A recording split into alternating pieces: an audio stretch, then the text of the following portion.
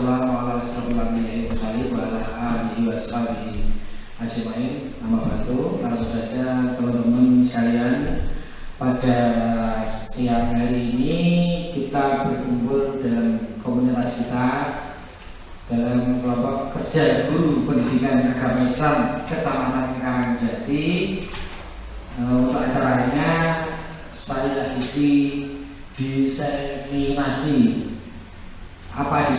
perubahan paradigma dalam belajar dan disiplin positif. Jadi biasanya kita mendengar kata disiplin itu sesuatu yang tidak menyenangkan. Gitu. Ya tadi seperti itu. Jadi ini kenapa ada buku saya gitu. Itu judulnya adalah perubahan paradigma disiplin positif. Kemudian capaian umum memahami konsep pendidikan menurut Ki Hajar Dewantara yang dihubungkan dengan konsep budaya dan lingkungan positif di sekolah yang berpihak pada murid. Dalam pendidikan kurikulum Merdeka, semuanya mengacu pada filosofi pendidikan Ki Hajar Dewantara, yaitu yang berpihak pada murid. Jadi kita memerdekakan murid, tidak kita murid itu harus merdeka sesuai dengan keinginannya, namun tetap disesuaikan dengan kodratnya anak itu apa dan zamannya anak itu apa. Anak yang zaman dulu, zamannya Bapak Madi, ini berbeda dengan anak sekarang berbeda. Jadi itu jawabannya. Kemudian melakukan evaluasi dan refleksi tentang praktek disiplin dalam pendidikan Indonesia secara umum untuk mendapatkan pemahaman baru mengenai konsep disiplin positif untuk menciptakan murid dengan profil pelajar Pancasila. Sekarang ini marak-maraknya di profil pelajar Pancasila itu sedang marak atau sekarang sedang kita kembangkan dan itu kita gabungkan. Apa sih sebenarnya profil pelajar Pancasila itu, kalian bisa lihat sendiri nanti. Kemudian capaian umumnya adalah memahami peran sebagai guru untuk membangun budaya positif dengan menerapkan konsep disiplin positif dalam berinteraksi dengan murid. Capaian khususnya mendemonstrasikan pemahaman mengenai konsep budaya positif, konsep perubahan paradigma, stimulus respon, dan teori kontrol. Bukan stimulus tapi stimulus. Jadi stimulus respon. Dulu yang sering kita dengarkan adalah stimulus respon. Nah, ini ada pertanyaan buat Bapak Ibu. Setuju atau tidak setuju? Hukuman dapat mendisiplinkan anak. Di dalam batin aja tidak usah dijawab di dalam hati. Kok dengan batin mawon terus diucapkan. Ini PR berarti. Jadi anak datang terlambat kita hukum push up atau kita hukum nyapu atau apa, itu nanti bisa mendisiplinkan anak apa tidak, jangan lawan. Kemudian dua, pemberian hukuman dengan hal positif seperti membaca atau membersihkan halaman sekolah dapat meningkatkan disiplin anak. Iya atau tidak, setuju atau tidak, dibaca mawon. Enaknya dibaca saja. Kemudian memberi penghargaan atau reward dapat meningkatkan motivasi belajar anak. Dikasih hadiah, minggu nek juara satu kak kasih ini, atau kamu kali ini bisa kilo kasih ini. Itu nanti itu bisa memotivasi belajar anak apa tidak, setuju atau tidak, dibalik mawar. Jadi ini PR dulu ya sudah awalnya ini kalau dalam kurikulum Merdeka adalah pertanyaan pemantik. Jadi kita berpikir, peserta atau anak didik itu berpikir, iya jadi seperti itu. Kemudian ini kita masuk materi pada perubahan paradigma. Saya jangan ada kertas, kalau tidak ada saya sudah siapkan.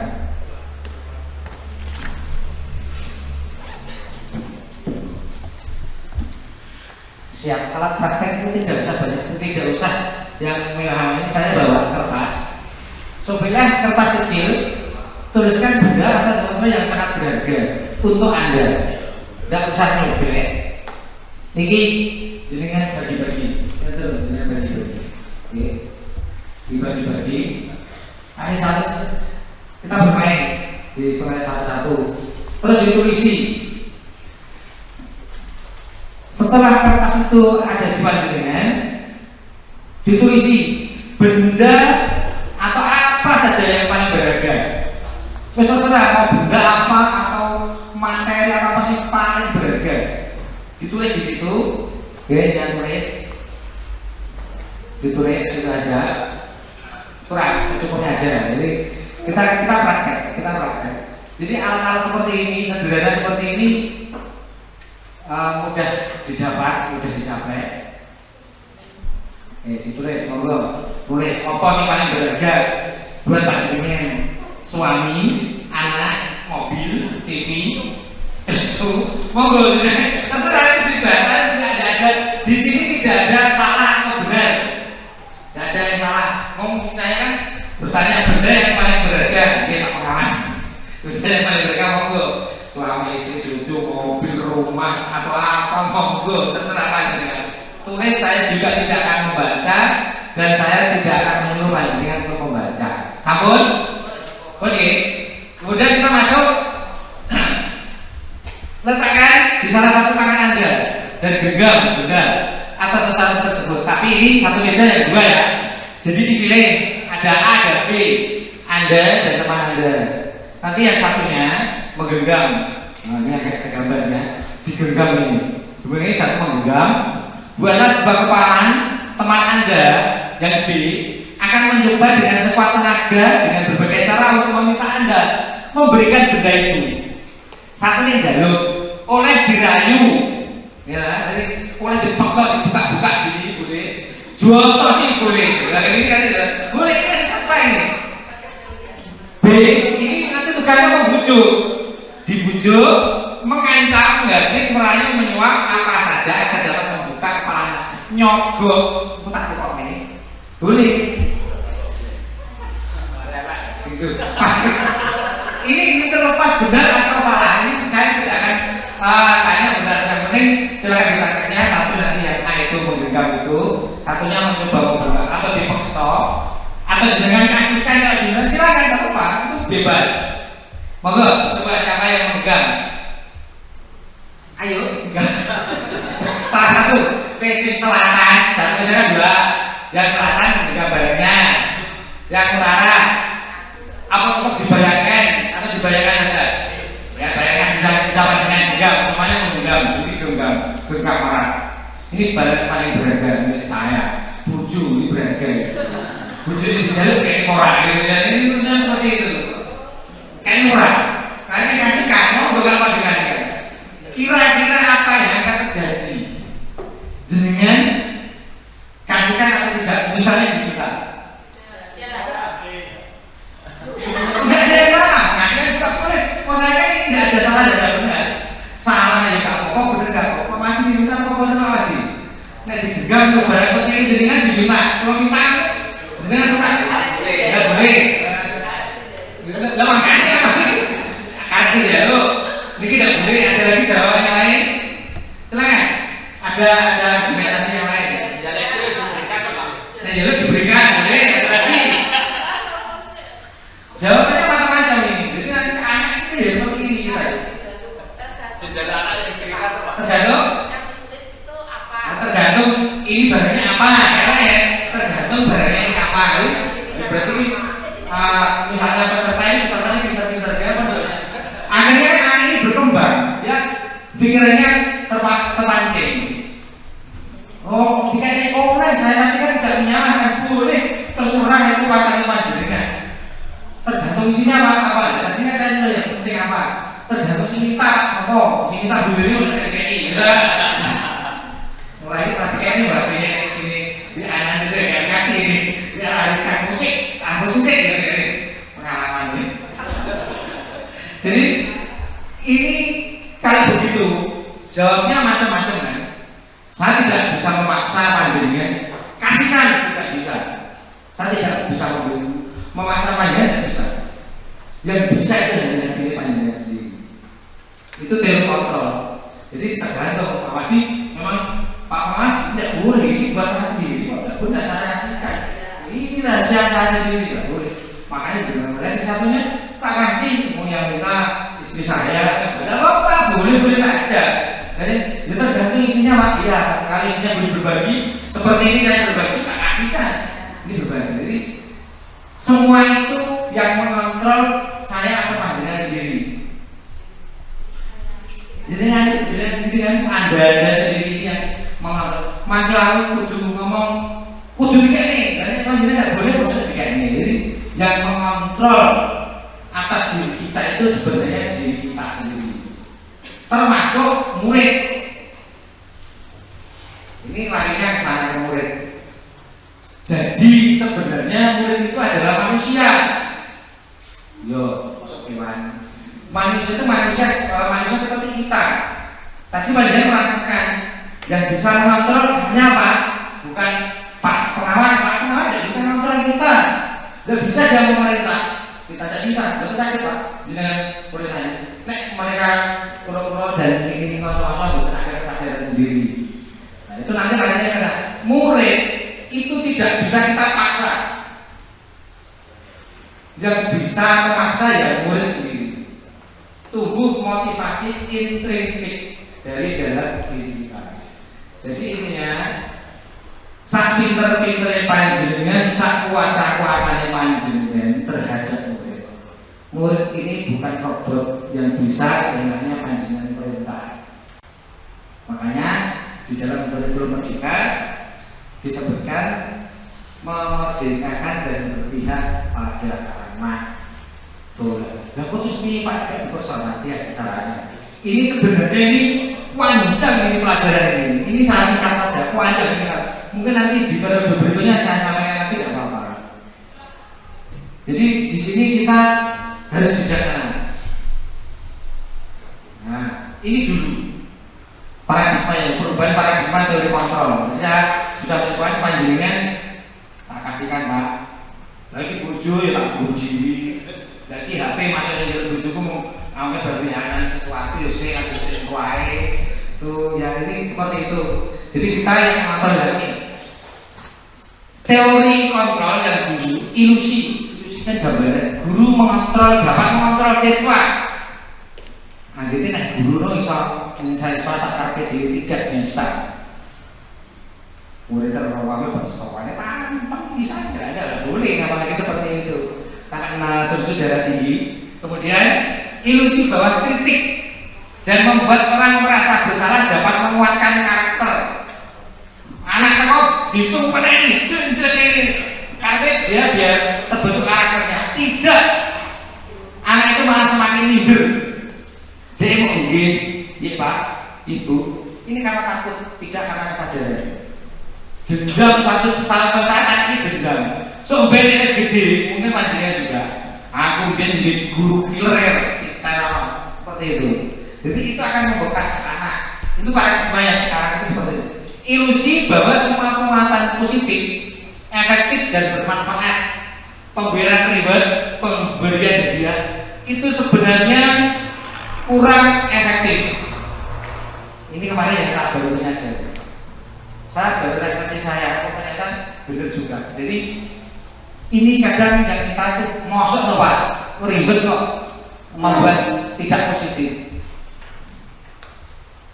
Sekarang begini, dalam satu kelas ada anak pinter diberi hadiah. Terus iya kalau yang lainnya ini sadar, yang lainnya kadang malah begini. Ya wis lah, malu ganti hadiahnya, saya tak ngeki lagi. Satu salah sinau ini terjadi juga loh. Lomba kuala kayak hadiah gubernur. Ini saya pernah menemukan seperti ini. Kena hadiah ini. Jadi kadang hadiah itu bukan penguatan yang efektif. Ya, hadiah itu bukan penguatan efektif. Terus ilusi bahwa orang dewasa memiliki hak untuk memaksa. Ini yang terjadi. Termasuk pada anak. Orang tua wajib memaksa terhadap hal-hal tertentu, misalnya sholat itu memang harus wajib, itu kan ajaran agama, ya, itu wajib. Nah, ini kalau dalam pendidikan beda, jadi kita tidak bisa memaksa anak Semakin dipaksa, kadang semakin down. Kok jangankan anak kita yang dipaksa malah kadang bujak mengejar. Termasuk dipaksa sampai jam 3. Bujak budil. Masa jam 3 loh. Gila kok nggih. Ya itu loh. Kita jujur saja pada diri kita. Saya juga. Saya ini ngomong juga refleksi pada diri saya sendiri. Jadi ilusi bahwa orang dewasa memiliki hak untuk memaksa, tidak. Perubahannya di sini Bapak Ibu. Paradigma stimulus respon dan teori kontrol. Ini stimulus respon dan teori kontrol. Kalau stimulus itu kita mencoba mengubah orang agar berpandangan sama dengan kita, tidak bisa. Teori kontrol mengatakan kita berusaha memahami pandangan orang lain tentang dunia. Jadi kita harus bisa memahami. Saya harus bisa memahami panjenengan bisa memahami saya. Akhirnya paguyuban kita bisa berjalan. Saya memaksa panjenengan sesuai dengan pandangan saya. Nonsen ini kegiatan ini akan berjalan. Kakak ini nggak mungkin akan berjalan. Lah nyapa memang mungkin. Panjenengan tidak bisa mengubah pandangan orang. Kalau bisa saling memahami, kita bisa memahami karakter Bapak pengawas, Bapak pengawas bisa memahami kita, akhirnya terjalin hubungan yang baik. Jadi kita harus bisa saling memahami. Bapak kepala sekolah bisa memahami panjenengan, panjenengan bisa memahami Bapak kepala sekolah, akhirnya kondisi sekolah. Nek tidak saling bisa memahami, kode perasaan, iya sih terjadi. Nek kepala sekolah yang dirasani itu beli ya. Saya sih ngomongnya ini kan saya ngomong sendiri ya. Jadi gitu, jadi harus bisa saling memahami kalau pengen sesuatu itu berjalan. Kita kepada murid pun harus bisa saling memahami. Kemudian stimulus respon, perilaku buruk dilihat sebagai suatu kesalahan. Anak berperilaku buruk itu sebenarnya tidak salah. Kok bisa Pak? Iya. Buruk itu menurut panjenengan, tapi menurut anak tidak. Anak-anak bermain di dalam kelas ini sebenarnya kalau menurut panjenengan buruk, tapi menurut anak-anak senang ini. Jadi perilaku buruk itu bukan kesalahan. Semua perilaku itu memiliki tujuan. Anak-anak bermain sepak bola dalam kelas itu punya tujuan. Dia ingin bermain bola, cuma tempatnya yang tidak pas. Nah, cara kita mengingatkan ojo ini kajiannya ada. Nek pengen bal-balan, ojo ning jero kelas. Kelas itu bukan tempatnya main sepak bola. Sepak bola di sana kita fasilitasi. Gitu. Jadi ini yang dimaksud perubahan paradigma. Orang lain bisa mengontrol saya, ternyata tidak. Hanya Anda yang bisa mengontrol lagi. Kita nanti bikinnya sopo. Hanya panjenengan. Semua tidak bisa buka di jual ke sana, disogok duit. Nek kita tetap kita genggam, tidak akan bisa. Bapak pengawas tidak bisa mengontrol kita kalau kita tidak memberikan peluang kepada Bapak pengawas mengontrol kita karena dengan kesadaran kita tadi. Kemudian pemaksaan ada pada saat bujukan gagal. Mungkin apa boleh? Nek wis dibujuk, dirayu gagal, dipaksa. Tiga aja karena kan paksa, konsinau. Kemudian model berpikir menang atau kalah. Kalau teori kontrol model berpikir menang dan menang. Maksudnya sukses. Jadi kita mencari solusi, bukan menjadikan sebuah kesalahan itu menjadi masalah. Ini tidak usah kalau ini saya terangkan panjang dan lebar. Langsung di sini. Jadi tadi perubahan paradigmanya itu seperti itu. Sekarang kita ke disiplin. Langsung ke materi kedua. Disiplin itu menurut panjenengan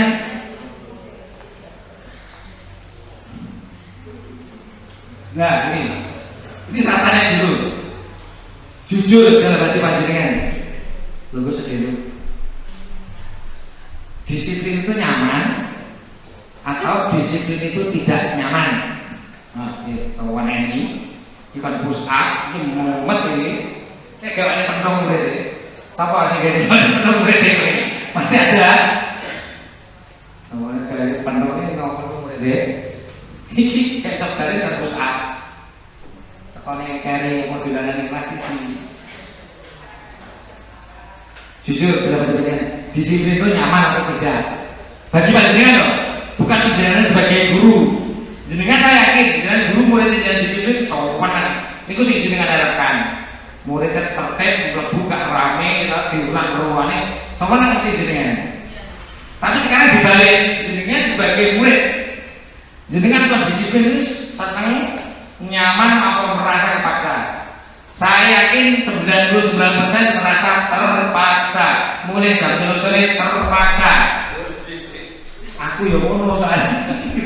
Jadi sama kita karena sama-sama manusia. Disiplin itu tidak nyaman, itu paradigma lama. Karena kita menganggap disiplin itu sesuatu tekanan, kudu teko jam yang ini. Tapi sekarang kata disiplin itu ditambahi disiplin positif. Ini sebelumnya mari kita tanyakan ke diri kita sendiri, bagaimana kita berperilaku, mengapa kita melakukan segala sesuatu. Apakah kita melakukan sesuatu karena ada dorongan dari lingkungan atau dorongan orang lain? Terus terkadang kita melakukan sesuatu karena kita menghindari rasa sakit atau ketidaknyamanan. Terkadang kita juga melakukan sesuatu untuk mendapatkan apa yang kita mau. Aku tak mau gue itu KS-ku ben ngacungi jempol, tak mau tepat waktu untuk penghargaan loh.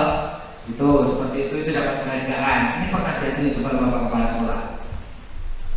Ada yang dapat ribet dari bapak kepala sekolah, ini guru yang paling disiplin. Apa melakukan sesuatu karena takut, buat disenangi bapak kepala sekolah dipanggil, atau nanti dipanggil ke kantor, ke dinas. Terus pernahkah Anda melakukan sesuatu untuk mendapatkan senyuman atau pujian dari orang lain, untuk mendapatkan hadiah atau untuk mendapat uang?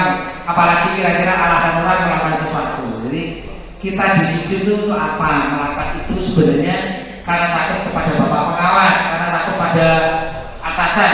Apa seperti itu apa tidak? Nah, ketika mendengar kata disiplin, apa yang terbanyak di benak Anda? Apa yang terlintas di pikiran Anda?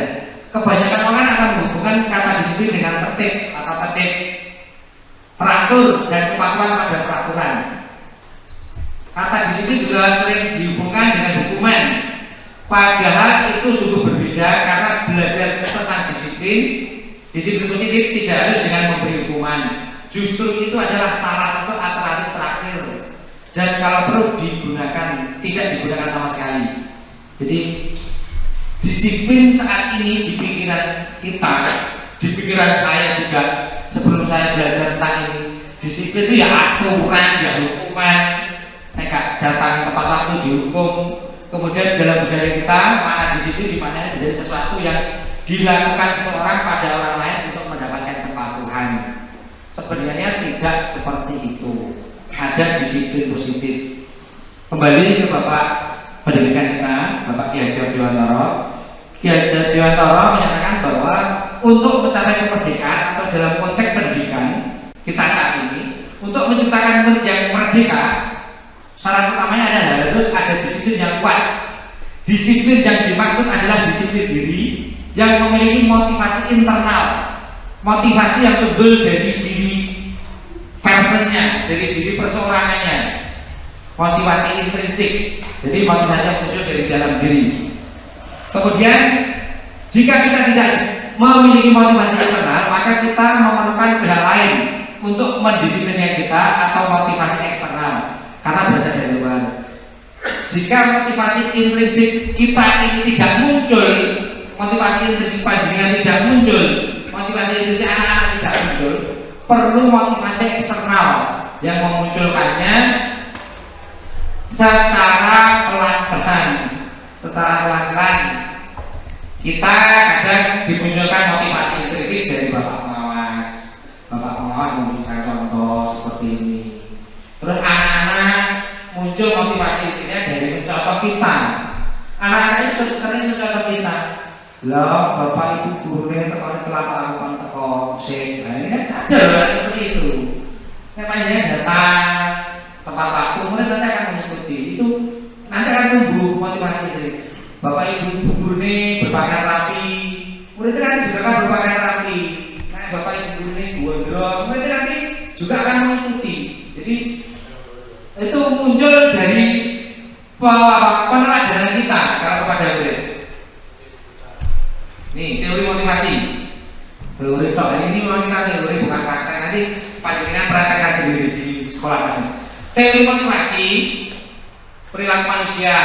Pertama, untuk menghindari ketidaknyamanan atau hukuman, apa yang akan terjadi apabila saya tidak melakukannya? Ini pertanyaan. Nah, saya tidak melakukan, nanti apa yang terjadi? Aku dihukum, aku diseret bapak kepala sekolah tidak lebu, aku gini-gini. Berarti kan masuknya panjenengan, disiplinnya panjenengan itu masih karena ada pihak-pihak lain, ada motivasi eksternal, entah itu motivasi eksternal positif atau negatif. Kemudian untuk mendapatkan imbalan dari orang lain atau institusi, apa yang akan saya dapatkan apabila saya melakukannya? Ini apa yang saya lakukan itu? Saya mau melakukan itu imbalan. Ini, jadi melakukan sesuatu hanya karena imbalan. Karena maka hanya karena imbalan. Yo pak, bisnis yo, iya. Kalau kita bisnis memang iya. Dalam dunia bisnis kita negara imbalan gak bakal gagal. Tanya ini kan pelaku bisnis bersama saya. Jadi negara imbalan juga mudah, tapi kita beda. Kita ini sebagai seorang guru ya. Jadi beda untuk mendapatkan imbalan tidak seperti ini. Anak pun juga jalan seperti itu. Karena begini, ada suatu kisah di dalam suatu kelas, ada seorang guru yang mengajar. Saat itu anaknya tertib, disiplin. Nah, karena ini seorang gurunya sakit tidak masuk, dia diajari guru lain tidak mau. Ruang. Ternyata dicari penyebabnya, guru A ini yang mengajar dulu itu anaknya Pak Ato dan Pak, itu karena sering dikasih permen, kasih jajan, itulah. Begitu dikasih guru lain, kan guru lain tidak pernah seperti itu, akhirnya rame. Jadi ini penghargaan yang tidak pas tadi. Anaknya itu sudah belum diulang. Tapi kalau anak itu sadar dengan keyakinannya, karena sudah membangun keyakinan di dirinya, aku kesini untuk sekolah untuk ilmu jadi tak ngomongin. Nah anak sudah muncul motivasi intrinsik menungui, diajari siapapun pasti dia akan mendengarkan. Yang terpenting adalah ini, disiplin positif itu adalah tujuannya, disiplin positif untuk menghargai diri kita sendiri. Saya akan menjadi orang yang seperti apa bila saya tidak melakukannya atau bila saya melakukannya. Nih, jadi sebenarnya disiplin itu yang positif adalah disiplin untuk menghargai diri kita sendiri. Sekolah terat isin karena diri, isin kalau muridé. Bukan karena takut. Ya, jadi menghargai diri kita sendiri. Isin, teko kakak isin telat. Isin karena diri itu. Jadi jangan takut dengan saya tidak perlu takuti. Jangan takut dengan Pak pengawas itu, tanamkan dalam diri panjenengan sendiri. Yo ini kakak stasi pisan, yo tak ikutlah sadar mau menawarkan ada yang baru atau panjenengan ada yang baru. Silakan disampaikan itu motivasi panjenengan, tidak apa-apa. Jadi yang dimaksud disiplin positif adalah disiplin yang muncul atas motivasi internal atau motivasi intrinsik. Nah ini tadi dihukum oleh penghargaan. Penghargaan itu akan dapat dihukum. Bahwa penghargaan itu berlaku sama dengan hukuman. Ini modul dari guru penggerak. Bahwa penghargaan berlaku sama dengan hukuman. Dalam arti meminta atau membujuk seseorang melakukan sesuatu untuk memenuhi satu tujuan dari orang yang meminta, membujuk, merayu dan sebagainya. Pengaruhnya jangka pendek dan jangka panjang. Penghargaan itu menghukum, penghargaan mengurangi ketepatan, penghargaan tidak efektif, penghargaan merusak hubungan. Ya ini anak dengan anak bisa tidak akur. Akhirnya iri, anak dengan anak itu iri. Mau si ini terus, dia terus ya. Terus lagi penghargaan itu dapat menurunkan kualitas. Wis digobong terus kalau bunyi, wah bocah bagus, bocah ayu, pinter. Akhirnya merasa wis pinter, ora gelem sinau. Itu kan dia akhirnya kualitasnya turun, kinerjanya betul turun. Kita juga seperti kalau guru paling disiplin, guru paling akhirnya kita tidak mau meningkatkan kualitas kita. Penghargaan juga mematikan kreativitas. Yang lain bisa mati kreativitasnya apa? Dan kuwi terus sing ngomong, kuwi terus yang lainnya wis ben kuwi bae tak perlu. Makanya di sini saya juga seperti itu. Mari kita muncul ahli-ahli yang lain di sini. Banyak di sini sebenarnya. Sudah ketemu satu persatu. Jadi mari kita munculkan. Ajo saya, ajo Pak Pri, ajo Mas Ali, ayo siapa yang lainnya muncul. Ini Mas Ali sudah muncul. Silakan. Ini saatnya kita berkolaborasi. Orang Islam kita mandiri dan kita harus berkolaborasi. Penghargaan utama mengurangi motivasi. Akhirnya motivasi dalam diri ini tidak muncul. Soalnya selalu dimotivasi eksternal. Mau melakukan sesuatu bukan karena kesadaran, tetapi melakukan sesuatu karena ada sesuatu. Nah, bagaimana dalam memberi apresiasi atau itu tadi? Beri pengakuan secara khusus, beri pengakuan secara pribadi, gitu loh, ke ruang guru khusus. Jangan langsung di muka umum. Terus terus kuy aja, gak perlu aku ini panggil, dimotivasi khusus. Ini kalau memang kalian mau memberi penghargaan, atau misalnya panjenengan kepala sekolah dipanggil memberi penghargaan panjenengan, lahnya kan tidak akan iri loh. Ini yang dikhawatirkan timbul iri. Jadi nanti kalau panjenengan seperti itu, akhirnya akan terjadi hubungan yang baik. Terus beri penghargaan kepada semua murid. Murid ini yang enggak yang kurang juga kita beri motivasi, terus dimotivasi. Kemudian beri penghargaan secara konsisten. Aja dokter Wasem sekali tok penghargaan wis bagus ora. Fokus pada proses, nikmati prosesnya. Nanti hasilnya akan mengikuti. Jadi proses itu yang kita nikmati. Jadi proses itu kita fokus ke sana. Selain penghargaan, itu ada hukuman, ada konsekuensi, ada restitusi. Ini nanti yang mana perbedaannya? Hukuman untuk mendisiplinkan seseorang, membawa seseorang ke disiplin positif tadi yang tepat nanti yang mana? Memberi hukuman, memberi konsekuensi, atau memberikan restitusi. Nah ini kita lihat perbedaannya dulu. Hukuman itu sesuatu yang menyakitkan yang harus terjadi. Jadi orang dihukum itu pegel, membuat anak sakit hati, fisik, jangan jauh jangka waktu lama apa pendek, push up, ngepel toilet misalnya. Ini kan pegel. Anak membenci kedisiplinan, akhirnya benci kalau disiplin. Datang dia datang tepat waktu, cuma dengan rundel ini pegel. Kalau konsekuensi sesuatu harus terjadi memang. Jadi misalnya konsekuensinya, nek kue gak garap PR, konsekuensi kamu nanti menulis 100 kali, itu sudah konsekuensi. Beda dengan hukum. Kalau hukum biasanya berupa fisik. Jadi konsekuensinya nek kue gak garap PR ini.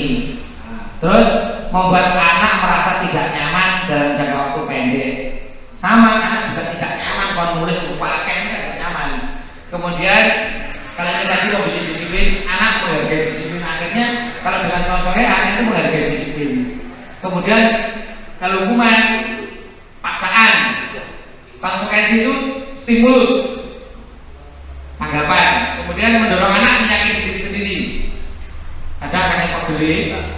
Jadi dia menyakiti diri sendiri, mendorong anak agar mudah menyelesaikan diri. Kemudian konsep diri yang buruk, dihukum itu sebenarnya buruk buat anak. Konsep diri yang baik, anak belajar untuk menyembunyikan kesalahan. Aku dihukum kok, ya aku akhirnya menyembunyikan kesalahannya. Dia tidak mencari kesalahannya, malah kadang mencari kambing hitam. Ini yang bahayanya kalau mencari kambing hitam. Anak belajar untuk mematuhi peraturan, marah, rasa bersalah, dipermalukan, merasa dihargai. Ini survei. Ini sudah dirasakan oleh Yayasan Pendidikan Luhur. Survei ini sudah dilakukan seperti ini, perbedaan hukuman dan konsekuensi. Namun selain kedua itu, untuk menciptakan disiplin positif sebenarnya ada hal yang lebih baik, lebih bijaksana untuk kita sebagai guru. apalagi guru agama. Guru agama itu tugasnya ngedem keadaan. Guru agama ojo malah gawe panase keadaan, ya. Wiki keadaannya sak karuan sekolah ini banyak guru agama pokoknya yang tengah-tengah. Dia di tengah-tengah bisa membuat keadaan itu adem. Naik guru agama malah panas nanti malah bagaimana. Jadi guru agama itu adem seperti agama Islam adalah agama rahmatan lil alamin. Jadi rahmat bagi seluruh alam. Karena kita menjadi pengadem dalam komunitas kita di sekolah, di rumah, di sekolah terutama. Restitusi adalah proses menciptakan kondisi bagi murid untuk memperbaiki kesalahan mereka sehingga mereka bisa kembali pada kelompok mereka dengan karakter yang lebih kuat.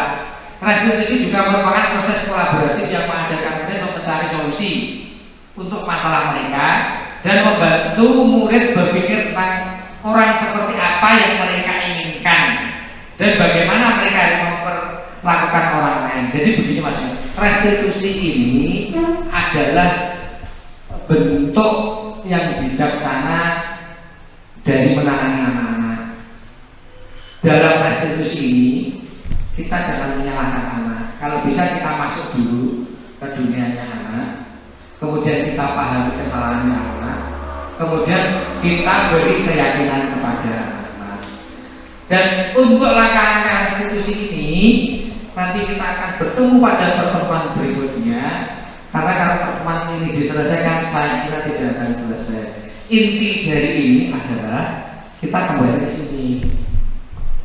Restitusi biarkan, kalau masih penasaran, pertemuan berikutnya bisa kita lanjut. Kesimpulannya sekarang kembali ke awal tadi. Hukuman dapat mendisiplinkan anak atau tidak. Menurut panjenengan. Kalau menurut paradigma yang sekarang, hukuman ini tidak dapat mendisiplinkan anak. Anak hanya bisa disiplin pada saat itu saja, jangka pendek. Tapi setelah kita tidak ada rame, pernah terjadi di kelas. Bu, digutak, pun ada hukum itu, menang enggak di kelas, menang. Setelah kita tinggal sedilu, langsung kayak rumah tahun itu anak sekarang. PR buat saya, PR buat panjenengan. Ini mudah diucapkan, mudah dicapai, tapi sulit kita memancing motivasi intrinsik. Ini PR buat saya juga. Makanya mari kita sama-sama. Saya berbagi ilmu ini, pengen biar tahu. Saya juga belajar dari saya sendiri. Bagaimana menjadi guru yang bisa memotivasi intrinsik anak. Bagaimana bisa menjadi guru yang berdisiplin positif. Akhirnya nanti kalau kita sudah bisa menjadi guru yang bisa berdisiplin positif, kita menjadi teladan bagi anak. Dan anak itu pasti akan mengikuti perilaku kita. Nanti nih. Kemudian pemberian hukuman dengan hal positif seperti membaca atau membersihkan di halaman sekolah dapat meningkatkan disiplin. Ini pun sekarang sudah tidak berlaku. Jadi ini sudah sekarang tidak berlaku. Iki kok anak dengan iki pegel teko masih cerita ya. Aku mau dukung Pak Muklis Mas Samu penresi WC. Ada ceritanya nih, kepake gaya saya bisa dimarahin. Jadi ini jadi jangan ya ini kalau bisa sekarang kita hindari. Kemudian memberikan pada dapat meningkatkan masa belajarannya. Sebenarnya juga kurang setuju. Penghargaan itu kadang bisa memberikan motivasi kalau kita memberi penghargaan. Jadi Bapak Ibu, pertemuan kali ini saya ingin berbagi tentang hal ini. Mari kita terapkan, ada baiknya mari kita terapkan. Kalau kurang pas kita paskan, untuk pertemuan berikutnya nanti kita bisa berbagi. Atau nanti dari teman-teman yang lain yang mau berbagi silakan.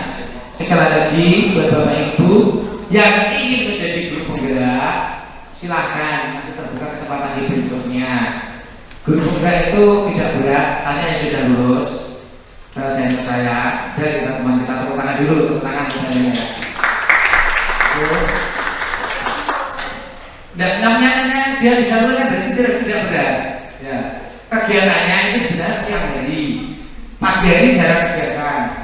Pagi hari jarang. Saya sering mendengar, guru penggerak sebenarnya enggak ada kegiatan yang pagi.